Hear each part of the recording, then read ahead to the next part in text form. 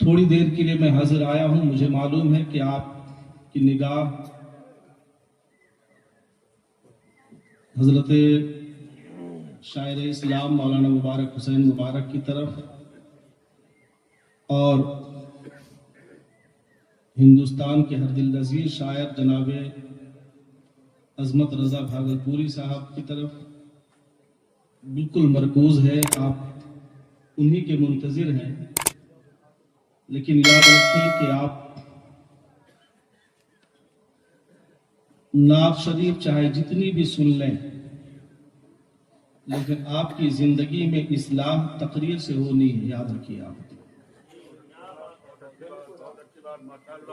رات بھر اگر نعت شریف آپ سنیں گے تب بھی آپ کو وضو کرنا نہیں آئے گا. یاد رکھیے، رات بھر آپ سر دھن کر نعت شریف سنیں گے، لیکن آپ کو ناپاکی کے بعد غسل کر کے پاک ہونے کا طریقہ نہیں معلوم ہوگا. اگر آپ کو زندگی جینے کا ڈھنگ اور سلیقہ سیکھنا ہے تو تقریر سننے کی عادت ڈالنی ہوگی. میں بڑی ادب کے ساتھ آپ حضرات سے گزارش کر رہا ہوں، برائے مہربانی جتنی محبت سے آپ نعت شریف سنتے ہیں اس سے زیادہ محبت سے تقریریں سننے کی عادت بنائیے. کیونکہ ہمارا سماج جہالت کے جس قعر عمیق میں چلا جا رہا ہے، ہر غیرت مند انسان کی غیرت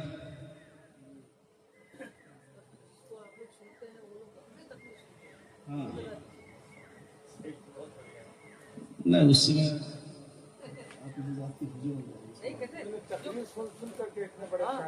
جی صحیح بات ہے. مختصر یہ کہ میں آپ سے گزارش یہی کر رہا ہوں، برائے مہربانی آپ حضرات آئے ہیں گھروں سے چل کر کے، تو آپ کچھ سیکھ کر کے یہاں سے جائیں گے، کچھ سیکھ کر کے جائیں گے. سب سے بڑی آج محرومی کی بات ہمارے سماج کی یہی ہے کہ بڑے بڑے جلسے ہم سجاتے ہیں، رات بھر ہم نعتیں سنتے ہیں، نعرے لگاتے ہیں، لیکن تقریر جو ہی سننے کی چیز تھی اسی کو ہم نہیں سنتے ہیں. اور نتیجہ یہ ہوتا ہے کہ ہم مسلمان تو ہیں لیکن نام کے ہیں، کام کے مسلمان نہیں ہوتے. لہذا ہمیں ضرورت ہے کہ ہم تقریر سنیں. آپ کو اسلامی طور طریقہ جاننے کے لیے مدرسے میں جانے کی فرصت نہیں ہے. اسلامی قوانین پڑھنے کے لیے آپ علماء کے پاس نہیں جا سکتے ہیں کیونکہ آپ کے پاس وقت نہیں ہے. تو کم سے کم آپ پروگرام میں آتے ہیں تو یہ ارادہ لے کر کے آ جائیے کہ ہمیں جلسے میں جا کر کچھ سیکھنا، کچھ جاننا. آپ حضرات برداشت کریں گے؟ سنیں گے؟ سنیں گے آپ حضرات؟ زبردستی نہیں. ہاتھ ذرا اٹھائیے تو. سبحان اللہ. بس چند باتیں میں بالکل آپ حضرات کو زیادہ زحمت نہیں دوں گا. بالکل میں اپنی گفتگو کی کچھ جھلک میں بتا دے رہا ہوں. آج ہماری گفتگو میں شادی کے خرافات پر تھوڑی دیر ہوگی، چونکہ زیادہ دیر گفتگو کروں گا تو شاید آپ ناراض ہو جائیں گے. تھوڑی دیر. اور سب سے بڑی برائی جو ہمارے سماج میں ہے وہ یہ کہ ہمارے سماج سے جہالت کیسے دور ہوگی، سماج میں دینداری کیسے پیدا ہوگی، ہمارے بچوں میں دین اور اللہ و رسول کی محبت کیسے جاگے گی. اس پر میں تھوڑی دیر روشنی ڈال رہا ہوں، آپ حضرت سماعت کر لیں. ہمارے برادر مکرم حضرت الحاج حبیب اللہ فیضی صاحب قبلہ حوصلہ افزائی فرما رہے ہیں. اللہ تعالیٰ ان کے عمر کو اور ان کے سائے کو ہمارے سر پر تادیر قائم رکھے. ہمارے برادر مکرم بڑے مشفق آج سے نہیں، دوران طالب علمی سے ہمارے سر پر انہوں نے شفقت کا ہاتھ رکھا ہے. حضرت علامہ مولانا مشتاق رضا صاحب قبلہ دامت ظلہ العالی جلوہ افروز ہیں. ہمارے محب گرامی قاری ساجد صاحب قبلہ کی کرم نوازی ہوئی ہے کہ آج آپ کے سامنے ہم موجود ہیں. سب سے قابل تعریف بات جو ہے وہ یہ، سب سے قابل تعریف بات آج کے دور میں سماج میں دولت مند لوگ بہت ملتے ہیں. کیا غلط کہہ رہا ہوں؟ دولت مند بہت لوگ ملتے ہیں. بہت لوگ ہیں جو دولت مند ہیں، لیکن دولت مند کے ساتھ ساتھ اخلاق مند لوگ کم ملتے ہیں. اخلاق مند لوگ کم ملتے ہیں. کچھ ہی ملتے ہیں جو دولت کے ساتھ ساتھ جن کے پاس اخلاق بھی ہوتا ہے.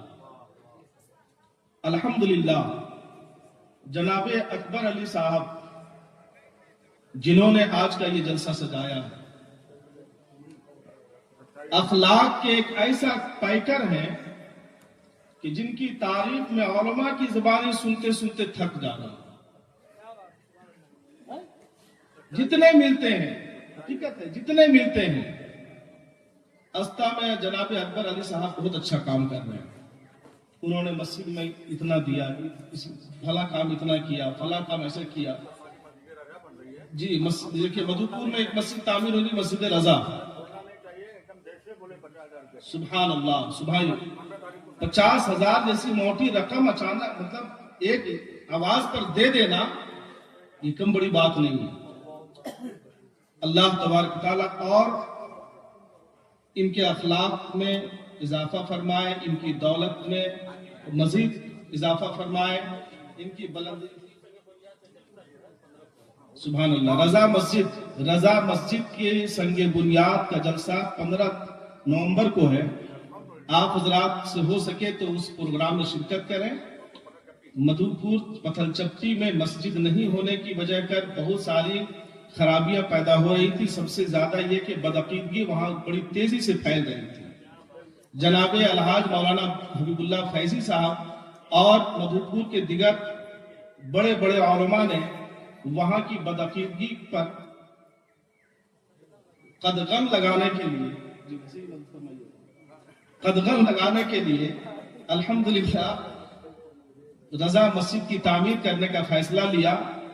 اور آپ کو یہ جان کر خوشی ہوگی کہ ایسی نہیں کہ ہمارے گاؤں کی مسجد کی طرح صرف مسجد کی زمین انہوں نے خریدی ہے 53 لاکھ روپے میں. سبحان اللہ، 53 لاکھ روپے میں مسجد کی زمین انہوں نے خریدی.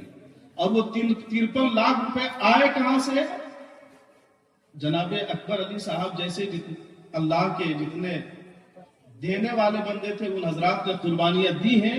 وہ 53 لاکھ اکٹھا ہو گیا اور اس موٹی رقم سے زمین خریدی گئی. اور الحمدللہ 15 نومبر کو اس مسجد کی تعمیر ہونے والی ہے.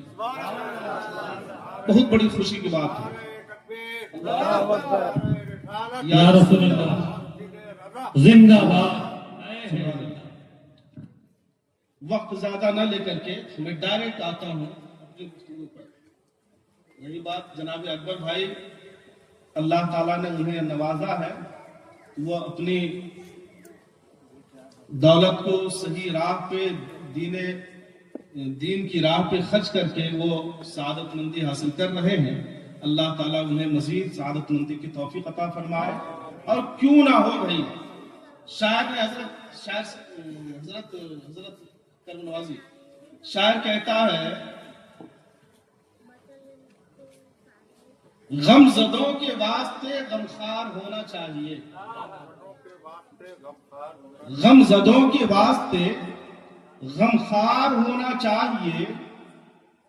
آدمی کو زندگی جینے کا ایک معیار ہونا چاہیے. غم زدوں کے واسطے غمخوار ہونا چاہیے. زندگی جینے کا ایک معیار ہونا چاہیے. اور مال و دولت جاہ و حشمت گرچہ کچھ بھی نہ ہو.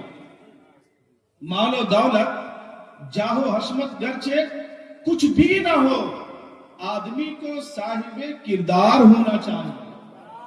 آدمی کو صاحب کردار ہونا چاہیے، جو کہ جناب محمد اکبر علی صاحب ہیں. اللہ تبارک تعالیٰ انہیں سلامت رکھیں. اب ہماری گفتگو ذرا سے بات کر رہے ہیں. شادی کی محفل ہے. آنے والا کل جناب اکبر صاحب کے یہاں شادی کی شہنائی بجے گی اور ان کے بچوں کی شادی ہوگی. اللہ تبارک و تعالیٰ اس محفل پاک کی برکت سے ان کی شادی کی تقریب کو حسن و خوبی کے ساتھ انجام تک پہنچنے کی توفیق عطا فرمائے۔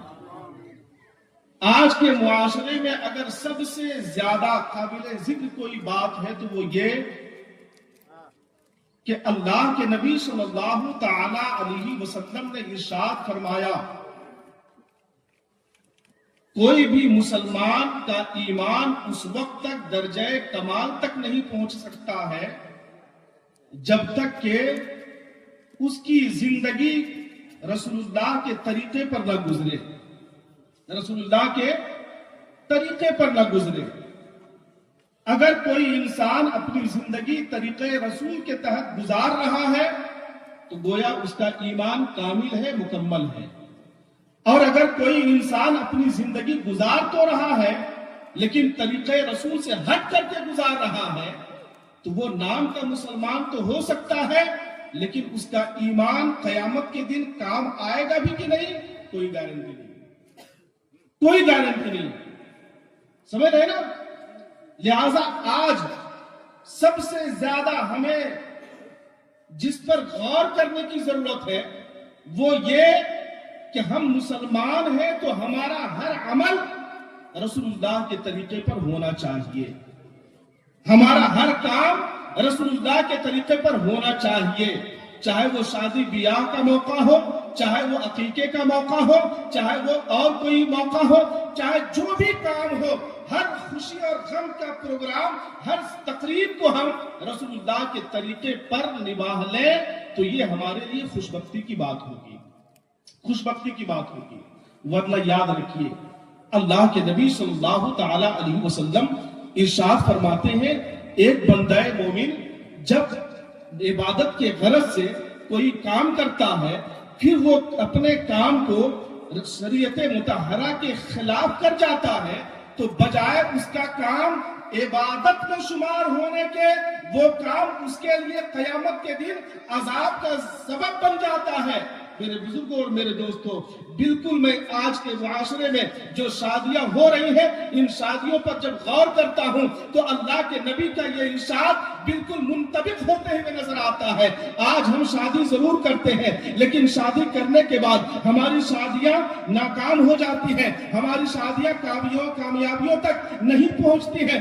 اس کی سب سے بڑی وجہ اگر ہم غور کریں تو یہی ہے کہ ہم شادی تو ضرور کرتے ہیں لیکن اپنے شادی کو ہم غیر اسلامی طریقے پر کر کے اپنے شادی کو ہم برکتوں سے محروم کر لیتے ہیں۔ میرے عزیزوں، میرے دوستوں، اللہ کے نبی صلی اللہ تعالی علیہ وسلم ارشاد فرماتے ہیں سب سے بہتر شادی اور سب سے بہتر نکاح وہ نکاح ہوتا ہے جو نکاح آسان ہو، جس میں خرچہ کم ہو۔ لیکن آج ہمارا ایک ماحول بن چکا ہے کہ جب تک ہم موٹی رقم خرچ نہیں کریں گے، خطیر رقم خرچ نہیں کریں گے، ہماری شادی نہیں ہو سکتی ہے، ہمارے گھر میں بارات نہیں آ سکتی ہے۔ عزیزان گرامی، آج ہمارے لیے سب سے بڑا مسئلہ یہی ہے، لہٰذا آج ہمیں اس سماج سے اس برائی کو دور کرنا ہے اور دور کرنے کے لیے ہمیں بس اتنا کرنا ہے کہ ہم اپنے مسلمانوں کو بتائیں کہ اسلامی طریقہ کیا ہے۔ رسول اللہ صلی اللہ علیہ وسلم نے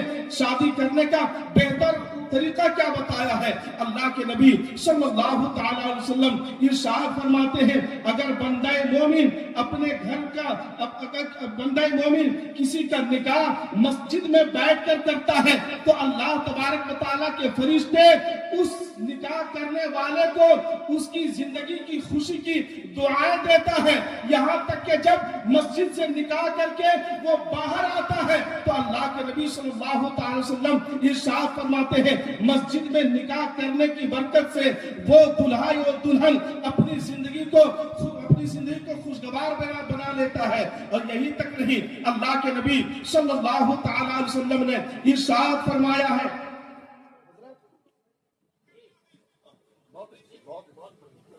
اللہ کے نبی صلی اللہ تعالی وسلم نے ارشاد فرمایا ہے کہ جو انسان خوف خدا کی بنیاد پر اپنے عمل کو گناہ کے راستے سے ہٹ کر کے دین کے راہ پہ آتا ہے وہ انسان اللہ تبارک و تعالیٰ اس انسان کو